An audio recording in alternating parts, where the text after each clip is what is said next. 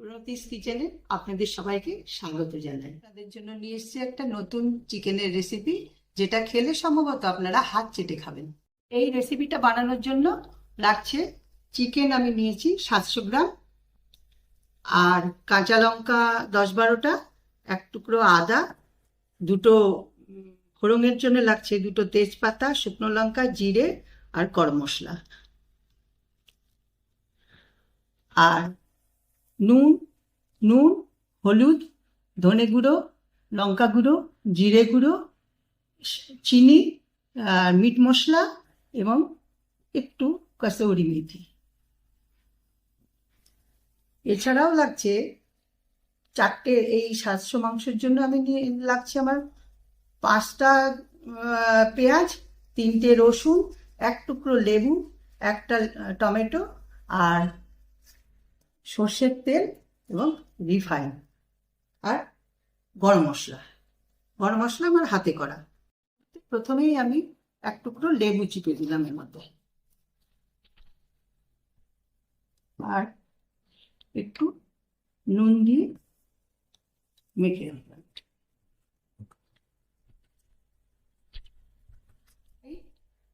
লঙ্কা, আদা আর রসুনটা পেস্ট করে নেব।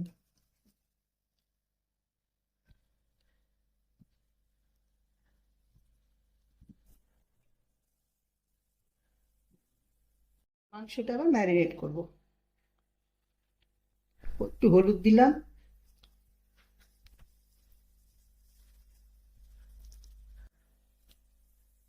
লঙ্কার গুঁড়ো দিলাম,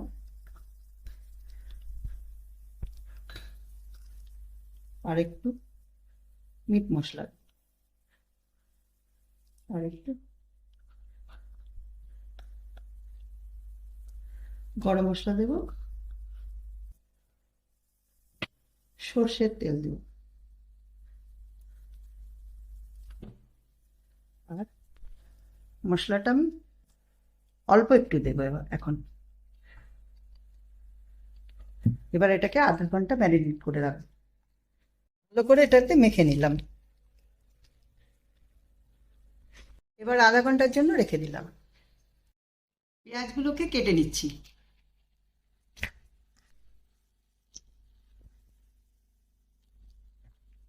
পেঁয়াজগুলোকে এইভাবে সরু সরু করে কেটে নিন।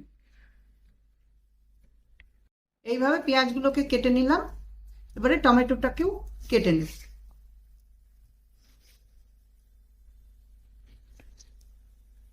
আর আপনাদের বলতে ভুলে গেছিলাম, আমি ক্যাপসিকাম আধা দিয়ে দেবো এর মধ্যে।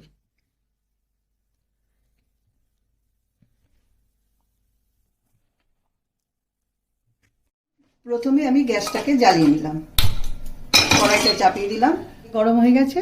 এবার আমি সাদা তেল দিলাম। তেল গরম হয়ে গেছে, মাংসটা আমি হালকা ভেজে নেব।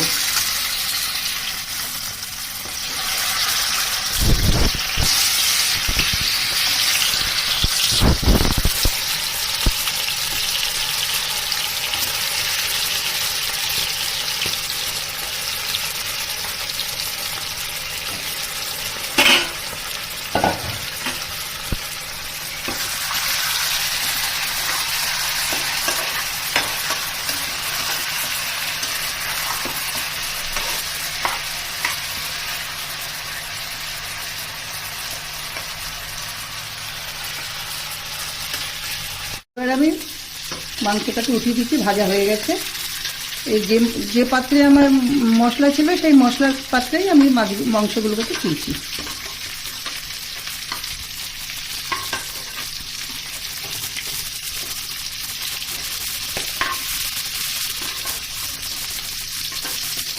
এবার ওই মাংসটাকে সর্ষের তেলে রান্না করব।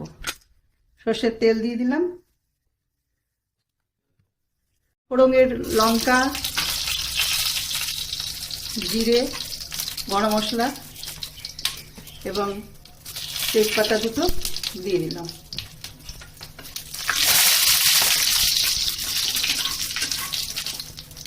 হয়ে গেছে। এবার পেঁয়াজ কুচি,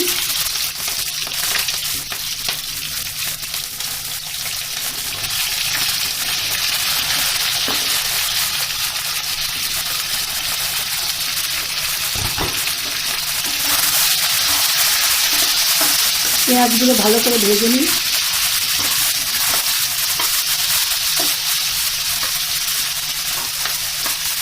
গোল্ডেন কালার হয়ে গেছে, হালকা গোল্ডেন কালার। এবার আমি পেস্টগুলো, মশলার পেস্টটা দিয়ে দিলাম। লঙ্কা, আদা, রসুন দিয়ে যে পেস্টটা করে রেখেছিলাম সেই পেস্টটা দিলাম।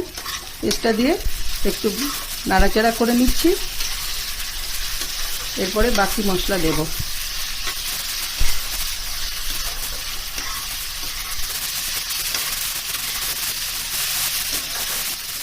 একে একে আমি এবার মশলাগুলোকে দিয়ে দিচ্ছি।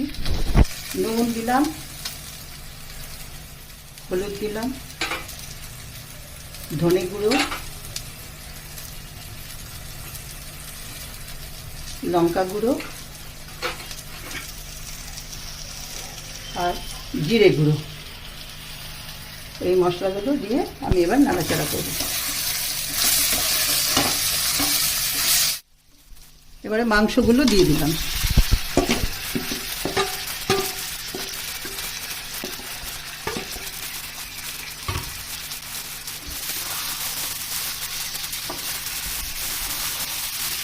ভালো করে মাংসগুলো মাখিয়ে নিলাম মশলা দিয়ে। মাংসগুলোর মধ্যে মশলাগুলো সব লেগে গেছে। এবারে আমি টমেটোটা দিয়ে দেব।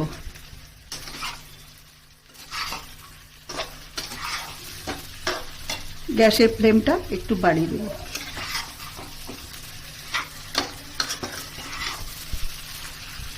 মাংসে তেল ছেড়ে এসছে। আমি রং আনার জন্য একটু দিয়ে দিলাম চিনি।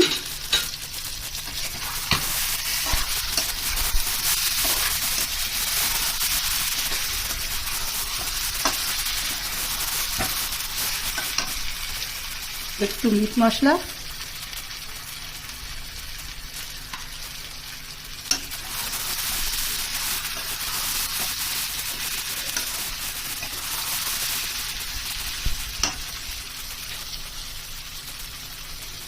সুন্দর গন্ধ আনার জন্য একটু কাসুরি মেথি।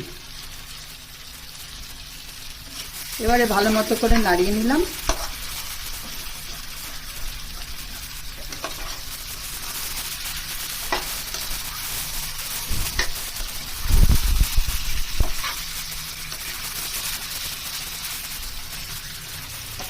এবারে আগে থেকে গরম করে রাখা জল আমি দিয়ে দিলাম ঝোলের জন্য।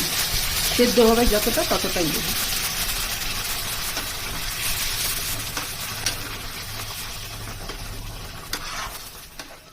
এবার ক্যাপসিকামগুলো দিয়ে দিলাম।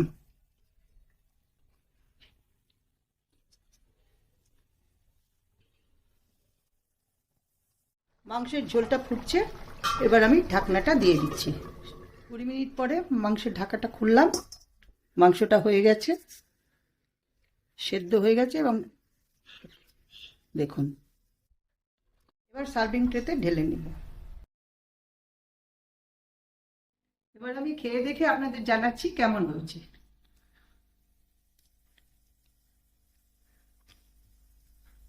খুব ভালো হয়েছে। আপনারাও প্রত্যেকে খেয়ে দেখুন, দেখবেন হাত চেটে খাচ্ছেন। ভালো লাগলে আমার চ্যানেলটাকে অবশ্যই সাবস্ক্রাইব করুন, লাইক করুন এবং কমেন্ট করুন। বেশি বেশি করে শেয়ার করুন প্রত্যেকের কাছে।